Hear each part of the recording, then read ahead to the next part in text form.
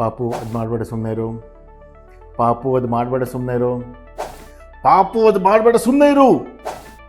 ನಿಮ್ಮ ಮಕ್ಕಳು ಈ ಥರ ಮಾತು ಕೇಳಲ್ವಾ? ನಿಮಗಾಗಿ ಇದೇ ಥರ ಕೋಪ ಬರುತ್ತಾ?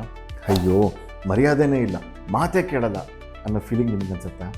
ಹಾಗಿದ್ರೆ ಈ ವಿಡಿಯೋ ನಿಮಗೋಸ್ಕರ. ಹಾಯ್, ನಾನು ಸಂತೋಷ್ ಅಂತ. ನಾನು certified mindset coach, certified parental coach. ನನಗೆ 4 ವರ್ಷದ ಟ್ವಿನ್ ಹೆಣ್ಮಕ್ಳಿದ್ದಾರೆ. ಅವರು ಸ್ಕೂಲಿಂದ ಬಂದಾಗ ಅವರಾಗೇನೆ ಶೂಸನ್ನು ಬಿಚ್ಚಿ ಸ್ಟ್ಯಾಂಡಲ್ಲಿಟ್ಟು ಒಳಗೆ ಬರ್ತಾರೆ. ನಾವು ಅಕಸ್ಮಾತ್ ಶೂಸ್ ಹಾಕೊಂಡು ಒಳಗೆ ಬಂದ್ರೂ ಅವ್ರು ಹೇಳ್ತಾರೆ, ಶೂಸ್ ಹಾಕೊಂಡು ಮನೆ ಒಳಗೆ ಹೋಗಬಾರ್ದು, ಬಾ ಹೊರಗೆ ಬಾ ಅಂತ ಕರೀತಾರೆ. ಇದನ್ನು ನಾನು ಪ್ರೀತಿಯಿಂದ ಕಲಿಸಿದ್ದೀನಿ. ನನ್ನ ಮಕ್ಕಳಿಗೆ ಯಾವತ್ತೂ ಬೈದು ಹೊಡೆದು ಮಾಡಿಲ್ಲ. ಇದನ್ನು ಹೇಗೆ ಕಲಿಸೋದು ಅಂತ ಈ ವಿಡಿಯೋದಲ್ಲಿ ನಿಮ್ಗೆ ಹೇಳ್ಕೊಡ್ತೀನಿ. ಕೊನೆ ತನಕ ನೋಡಿ. ನಿಮ್ಮ ಮಕ್ಕಳು ನಿಮ್ಮ ಮಾತು ಕೇಳೋ ಹಾಗೆ ಮಾಡಿ. ನಾವೇನು ಮಾಡ್ತೀವಿ, ನಮ್ಮ ಮಕ್ಕಳು ನಮ್ಮ ಮಾತು ಕೇಳಬೇಕು ಅಂತ ಎಕ್ಸ್ಪೆಕ್ಟ್ ಮಾಡ್ತೀವಿ. ಆದರೆ ನಮ್ಮ ಮಕ್ಕಳು ನಮ್ಮ ಮಾತು ಕೇಳೋ ಹಾಗೆ ನಾವೇನು ಮಾಡಬೇಕು ಅಂತ ಯೋಚನೆ ಮಾಡಲ್ಲ. ಈಗ ನೀವು ಮೊಬೈಲ್ ಫೋನ್ ನೋಡ್ಕೊತಾ ಮಗುಗೆ ಓದ್ಕೋ ಹೋಗು ಅಂತಂದರೆ ಖಂಡಿತ ಓದಲ್ಲ. ಮಕ್ಕಳು ನೀವು ಹೇಳೋ ಮಾತನ್ನು ಕೇಳಿಸ್ಕೊತಾ ಇರಲ್ಲ, ನೀವು ಮಾಡೋ ಬಿಹೇವಿಯರನ್ನು ಕೇಳಿಸ್ಕೊತಾ ಇರ್ತಾರೆ. ಈಗ ಮಕ್ಕಳು ಮಾತು ಕೇಳಲಿಲ್ಲ ಅಂತ ಸಿಟ್ಟಾದರೆ ಮಕ್ಕಳ ಬ್ರೈನ್ಗೆ ಅದು ಡೇಂಜರ್ ಅಂತ ಬರುತ್ತೆ. ಅದು ಡೇಂಜರ್ ಅಂತ ಬಂದಾಗ ಏನಾಗುತ್ತೆ, ಮಕ್ಕಳು ಬ್ರೈನ್ ಇದೆಯಲ್ಲ, ಫೈಟ್ ಅಥವಾ ಫ್ಲೈಟ್ ಮೋಡ್ ಬರುತ್ತೆ, ಅದು ರೆಸ್ಪಾಂಡ್ ಮಾಡಲ್ಲ. ನಾವೇನು ಮಾಡ್ತೀವಿ, ಇದು ಹಠ ಮಾಡುತ್ತೆ ಜಾಸ್ತಿ ಅಂತ ಲೇಬಲ್ ಮಾಡ್ತೀವಿ. ಮಕ್ಕಳು ಹಠ ಮಾಡ್ತಾರ? ಮಕ್ಕಳಿಗೆ ಹಠ ಅಂದರೆ ಏನು ಅಂತ ಗೊತ್ತಾ? ಇಲ್ಲ, ಹಠನ ದೊಡ್ಡವ್ರು ಮಾಡೋದು, ಮಕ್ಕಳಲ್ಲ. ಮಕ್ಕಳಿಗೆ ಆ ಡೇಂಜರ್ ಫೀಲ್ ಆಗಿ ಸೇಫ್ ಅನ್ನಿಸ್ದೇ ಇದ್ದಾಗ ಮೈಂಡ್ ಬ್ಲಾಕ್ ಆಗಿ ಏನು ಮಾಡಬೇಕು ಅಂತ ಗೊತ್ತಾಗಲ್ಲ. ನೀವು ಹೇಳಿದ್ದು ಕೇಳಿಸಲ್ಲ, ಅವ್ರಿಗೇನು ಮಾಡಬೇಕು ಅನ್ನೋದು ತಿಳಿಯಲ್ಲ. ಅದು ಮೇಜರ್ ಪ್ರಾಬ್ಲಮ್. ಹಾಗಾದರೆ ಏನು ಮಾಡಬೇಕು ಮಕ್ಕಳು ಮಾತು ಕೇಳೋ ಹಾಗೆ? ನಾನು ನಿಮಗೊಂದು 3 ಸಿಂಪಲ್ ಪ್ರಾಕ್ಟಿಕಲ್ ಟಿಪ್ಸ್ ಕೊಡ್ತೀನಿ. ಇದನ್ನು ನಾನು ಕಾಮ್ ಬಿಫೋರ್ ಯು ಕಮ್ಯಾಂಡ್ ಅಂತ ಕರಿತೀನಿ. ಫಸ್ಟು ನೀವು ಕಾಮ್ ಆಗಬೇಕು. ನೀವು ಕಾಮ್ ಆಗದೆ ನೀವೇನಾದರೂ ಇನ್ಸ್ಟ್ರಕ್ಷನ್ ಕೊಟ್ಟರೆ ಅದು ಅವರಿಗೆ ಇನ್ಸ್ಟ್ರಕ್ಷನ್ ಆಗಲ್ಲ, ಅಟ್ಯಾಕ್ ಮಾಡ್ದಂಗೆ ಆಗುತ್ತೆ. ಸೊ ನೀವು ಕಾಮ್ ಆಗೋದು ಇಂಪಾರ್ಟೆಂಟ್. ಇದರ ಹೆಸರು calm before you command. Number 1, high level contact.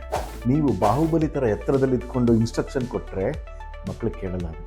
ಅದ್ರ ಬದಲು ನೀವೇನು ಮಾಡಬೇಕು, ಮಕ್ಕಳ ಲೆವೆಲಿಗೆ ಕೂತ್ಕೊಳ್ಳಿ, ಕಣ್ಣಿನ ಲೆವೆಲನ್ನು ಈಕ್ವಲ್ ಮಾಡ್ಕೊಳ್ಳಿ, ಆವಾಗ ಮಾತಾಡೋಕ್ಕೆ ಶುರು ಮಾಡಿ. ನೀವು ಕಣ್ಣಿನ ಲೆವೆಲಿಗೆ ಬಂದ ಮೇಲೂ ಕೂಡ ನೀವು ಕಾಮ್ ಆಗಿರಬೇಕು. ಮಕ್ಕಳು ಭುಜಾನ ಹಿಡ್ಕೊಳ್ಳಿ. ನೀವು ಮಾತಾಡೋಕ್ಕೂ ಮುಂಚೆ ನೀವು 2 ಸೆಕೆಂಡ್ ಕಾಮ್ ಆಗಿ. ನೀವು ಕಾಮ್ ಆದಮೇಲೆ ಮಗುಗೆ ಹೇಳಿ, ಪಾಪು ಇಲ್ಲಿ ನಾನು ನೋಡು ಒಂದ್ಸಲ ಅಂತ. ಮಗು ಏನಾದರೂ ನಿಮ್ಮ ಕಣ್ಣನ್ನು ನೋಡ್ತು ಅಂತಂದರೆ ನೀವು ಗೆದ್ರಿ ಅಂತ. ಈಸಿಯಾಗಿ ನೆಕ್ಸ್ಟ್ ಸ್ಟೆಪ್ ಹೋಗ್ಬೋದು. 2ನೇ ಸ್ಟೆಪ್ಪು, ಡೋಂಟ್ ಸೇ ನೋ. ನೀವು ಮಕ್ಕಳಿಗೆ ಅದು ಮಾಡಬೇಡ ಅಂತಂದರೆ ಹಾಗಾದರೆ ಇನ್ನೇನು ಮಾಡಲಿ, ಅವ್ರಿಗೆ ಗೊತ್ತಿಲ್ಲ, ಸೊ ಅದನ್ನೇ ಮಾಡ್ತಾರೆ.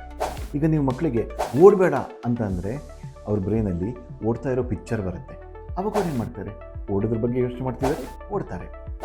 ಸೊ ಯಾವತ್ತಿದ್ರೂ ಪಾಸಿಟಿವ್ ಇನ್ಸ್ಟ್ರಕ್ಷನ್ ಕೊಡಿ, ನೆಗೆಟಿವ್ ಇನ್ಸ್ಟ್ರಕ್ಷನ್ ಕೊಡಬೇಡಿ. ಫಾರ್ ಎಕ್ಸಾಂಪಲ್, ಅಲ್ಲಿ ಹೋಗಬೇಡ ಅಂತ ಹೇಳಿದ್ರ ಬದಲು ಇಲ್ಲಿ ಬಂದು ನಿಂತ್ಕೋ ಅಂತ ಹೇಳಿ. ಚಪ್ಪಲಿ ಹಾಕೊಂಡು ಮನೆ ಒಳಗೆ ಬರಬೇಡ ಅಂತ ಹೇಳಿದ್ರ ಬದಲು ಚಪ್ಪಲಿನ ಹೊರಗಡೆ ಬಿಟ್ಟಿಟ್ಟು ಆಮೇಲೆ ಮನೆ ಒಳಗೆ ಬಾ ಅಂತ ಹೇಳಿ. ಇದ್ರ ಮ್ಯಾಜಿಕ್ ಏನಪ್ಪ ಅಂತಂದರೆ, ಮಕ್ಕಳಿಗೆ ಇದ್ರ ಬದಲು ನಾನು ಏನು ಮಾಡಬೇಕು ಅನ್ನೋ ಕ್ಲಿಯರ್ ಡೈರೆಕ್ಷನ್ ಸಿಗುತ್ತೆ. ಆಗ ಅವರಿಗೆ ಕನ್ಫ್ಯೂಷನ್ ಇರಲ್ಲ, ಏನು ಮಾಡಬೇಕು ಅನ್ನೋ ಕ್ಲಿಯರೆನ್ಸ್ ಸಿಗುತ್ತೆ, ನಿಮ್ಮ ಮಾತನ್ನು ಕೇಳೋದಕ್ಕೆ ಒಂದು ರೀಸನ್ ಸಿಗುತ್ತೆ. ಆಮೇಲೆ ಒಂದು ವಿಷಯ, ಈ ಪಾಸಿಟಿವ್ ಡೈರೆಕ್ಷನ್ ಇದೆಯಲ್ಲ, 5 ಪದಕ್ಕಿಂತ ಜಾಸ್ತಿ ಬೇಡ. ಒಂದು ಉದ್ದ ಲೆಕ್ಚರ್ ಕೊಟ್ಟು ಅರ್ಥ ಆಯ್ತಾ ಮಗು ಅಂತ ಅಂದರೆ ಮಗು ಬ್ರೈನು ಯಾವಾಗಲೂ ಸ್ವಿಚ್ ಆಫ್ ಆಗೋಗಿರುತ್ತೆ. ನೀವು ಹೇಳಿದ್ದು ಯಾವುದೂ ಕೇಳಿರೋದೇ ಇಲ್ಲ. ಸೊ 5 ಪದಕ್ಕಿಂತ ಒಳಗೆ ಹಿಡಿಯೋದು. Step number 3, very important. ಮಕ್ಕಳಿಗೆ ಚಾಯ್ಸಸ್ ಕೊಡಿ. ಮಕ್ಕಳಿಗೆ ಕಂಟ್ರೋಲಲ್ಲಿ ಇಟ್ಕೊಳ್ಳೋದು ಅಂತಂದರೆ ಖುಷಿಯಾಗಿರುತ್ತೆ. ನೀವು ಆ ಕಂಟ್ರೋಲ್ನ ಕಿತ್ಕೊಂಡ್ಬಿಟ್ರೆ ತಲೆ ಕೆಟ್ಟೋಗುತ್ತೆ. ಸೊ ಮಕ್ಕಳಿಗೆ ಕಂಟ್ರೋಲ್ ಕೊಡಿ, ಬಟ್ ಹಾಗಂತ ಕಂಪ್ಲೀಟ್ ಫ್ರೀಡಮ್ ಅಲ್ಲ. ಫ್ರೀಡಮ್ ಒಂದು ಬೌಂಡ್ರಿನಲ್ಲಿ ಕೊಡಿ. ಹೇಗೆ ಅಂತ ಹೇಳ್ತೀನಿ. ನೀವೀಗ ಮಕ್ಕಳಿಗೆ ಹಾಲು ಕುಡಿಸ್ಬೇಕು ಅಂದರೆ, ಮಗು ಹಾಲು ಕುಡಿ ಅಂತಂದರೆ ಅದು ಕಮ್ಯಾಂಡಿಂಗ್ ಆಗುತ್ತೆ. ಸುಮ್ಮನೆ ಹಾಲು ಲೋಟ ಇಟ್ಟು ಮಕ್ಕಳು ಕುಡಿಲಿ ಅಂತ ಬಿಟ್ಟರೆ ಅದು ಕಂಪ್ಲೀಟ್ ಫ್ರೀಡಮ್ ಆಗುತ್ತೆ. ಎರಡೂ ಅಲ್ಲ. ಏನು ಮಾಡಬೇಕಂದ್ರೆ, ನೀನು ಹಾಲನ್ನು ಸ್ಟೀಲ್ ಲೋಟದಲ್ಲಿ ಕುಡಿತೀಯ, ಗ್ಲಾಸ್ ಲೋಟದಲ್ಲಿ ಕುಡಿತೀಯ. ಇವಾಗ ಮಕ್ಕಳಿಗೆ ಏನು ಅನ್ಸುತ್ತೆ, ಓಕೆ ನನ್ನ ಕೈಲಿ ಕಂಟ್ರೋಲ್ ಇದೆ, ನಾನು ಯಾವ್ದು ಬೇಕಾದ್ರೂ ಚೂಸ್ ಮಾಡ್ಬೋದು. ಆವಾಗ ಮಕ್ಕಳಿಗೆ ಅವ್ರ ಕಂಟ್ರೋಲು ಫೀಲ್ ಆಗುತ್ತೆ. ನೀವೇನು ಮಾಡಿಸ್ಬೇಕು ಅಂತಿದ್ರು ಅದನ್ನು ಮಾಡ್ಸೋಕ್ಕೂ ಆಗುತ್ತೆ. ಇನ್ನೊಂದು ಎಕ್ಸಾಂಪಲ್ ಕೊಡ್ತೀನಿ. ಈಗ ಓದ್ಕೋ ಅಂತ ಹೇಳೋದ್ರ ಬದಲು ಫಸ್ಟ್ ಮ್ಯಾಥ್ಸ್ ಮಾಡೋಣ, ಇಂಗ್ಲೀಷ್ ಮಾಡೋಣ, ಚಾಯ್ಸ್ ಕೊಡಿ ಮಕ್ಕಳಿಗೆ. ಅವ್ರು ಚೂಸ್ ಮಾಡ್ತಾರೆ. ಚೂಸ್ ಮಾಡಿದಾಗ ಅದನ್ನು ಫಾಲೋ ಮಾಡಿ.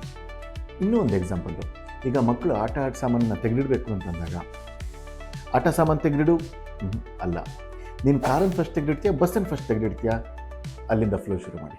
ಸೊ ಮಕ್ಕಳಿಗೆ ಕಂಟ್ರೋಲ್ ಕೊಟ್ಟು ಮಕ್ಕಳ ಕೈಯಿಂದ ಆ ಕೆಲಸನ ಮಾಡಿಸಿ. ಇದರಲ್ಲಿ ಒಂದು ಇಂಪಾರ್ಟೆಂಟ್ ರೂಲ್, ಚಾಯ್ಸು ಎರಡೇ ಇರಲಿ. ನೀವು 3 ಕೊಟ್ರಿ ಅಂದರೆ ಬಾರ್ಗೇನಿಂಗ್ ಶುರು ಆಗ್ಬಿಡತ್ತೆ ಅಲ್ಲಿ. ಸೊ 3ಅಲ್ಲೇ ಬೇಡ, ಎರಡೇ ಇರಲಿ. ಈಗ ನೀವು ಚಾಯ್ಸ್ ಕೊಟ್ಟ ಮೇಲೂ ಕೂಡ ಮಕ್ಕಳು ರೆಫ್ಯೂಸ್ ಮಾಡಿದರು ಅಂತಂದರೆ ನೀವು ಕಾಮಾಗಿ ಹೇಳಿ, ಸರಿ ಹಾಗಿದ್ರೆ ಒಂದು ನೀನು ಚೂಸ್ ಮಾಡಬೇಕು. ನೀನು ಚೂಸ್ ಮಾಡಿಲ್ಲ ಅಂತಂದರೆ 5 ಸೆಕೆಂಡಲ್ಲಿ ನಾನು ಚೂಸ್ ಮಾಡ್ತೀನಿ. ಸೊ ಕೌಂಟೌನ್ ಶುರು ಮಾಡೋಣ. 5 4 3 2 1 ಕೌಂಟ್ ಮಾಡಿ ಮಕ್ಕಳು ಚೂಸ್ ಮಾಡ್ತಾರೆ. ಮಾಡಿಲ್ಲ ಅಲ್ಲಿ ನೀವು ಚೂಸ್ ಮಾಡಿ, ಬಾ ನಾನು ಇದನ್ನು ಸೇರಿ ಇದನ್ನು ಮಾಡೋಣ, ನಾನು ನಿನ್ನ ಜೊತೆಗಿದ್ದೀನಿ ಅನ್ನೋ ಫೀಲಿಂಗ್ ಅವ್ರಿಗೆ ಬರಬೇಕು. ನೀನೊಬ್ಬರೇ ಮಾಡ್ತಿದ್ಯಾ ಅಂತ ಅಲ್ಲ. ಸೊ ನಾನು ನಿನ್ನ ಸೇರಿ ಮಾಡೋಣ ಅಂತ ಕರ್ಕೊಂಡು. ಆಮೇಲೆ ಈ 3 ಟಿಪ್ ಕೆಲಸ ಮಾಡೋದಕ್ಕೆ ಒಂದು ವೆರಿ ಇಂಪಾರ್ಟೆಂಟ್ ಕಂಡೀಷನ್ ಇದೆ. ಮಕ್ಕಳು ಸಿಟ್ಟಲ್ಲಿ ಅಥವಾ ಕೋಪದಲ್ಲಿ ಅಥವಾ ಅಳ್ತಾ ಇರಬಾರ್ದು.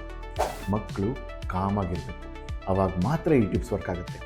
ಮಕ್ಕಳು ಜೋರಾಗಿ ಅಳ್ತಾ ಇದ್ದಾರೆ, ಕಿರ್ಚಾಡ್ತಾ ಇದ್ದಾರೆ, ನೀವು ಆವಾಗ ಚಾಯ್ಸ್ ಕೊಡೋದು ಅಥವಾ ಅವ್ರಿಗೆ ಕಂಟ್ರೋಲ್ ಕೊಡೋದು ಎಲ್ಲ ಮಾಡಿದರೆ ವರ್ಕ್ ಆಗಲ್ಲ. ಆವಾಗ ಏನು ಮಾಡಬೇಕು, ನೀವು ಆ ಐ ಲೆವೆಲಿಗೆ ಬರೋದು ಎಲ್ಲಕ್ಕಿಂತ ಮುಂಚೆ ಮಗುನ ತಪ್ಪಿಕೊಂಡು ಸಮಾಧಾನ ಮಾಡಿ. ನೀನು ಸಮಾಧಾನ ಆದಮೇಲೆ ಮಾತಾಡಬೇಡಿ, ಸುಮ್ಮನೆ ತಪ್ಕೊಳ್ಳಿ ಅಥವಾ ಜೊತೆಗಿರಿ. ಮಕ್ಕಳು ಸಮಾಧಾನ ಆದಮೇಲೆ ಈ 3 ಟಿಪ್ಪನ್ನು ಇಂಪ್ಲಿಮೆಂಟ್ ಮಾಡಿ.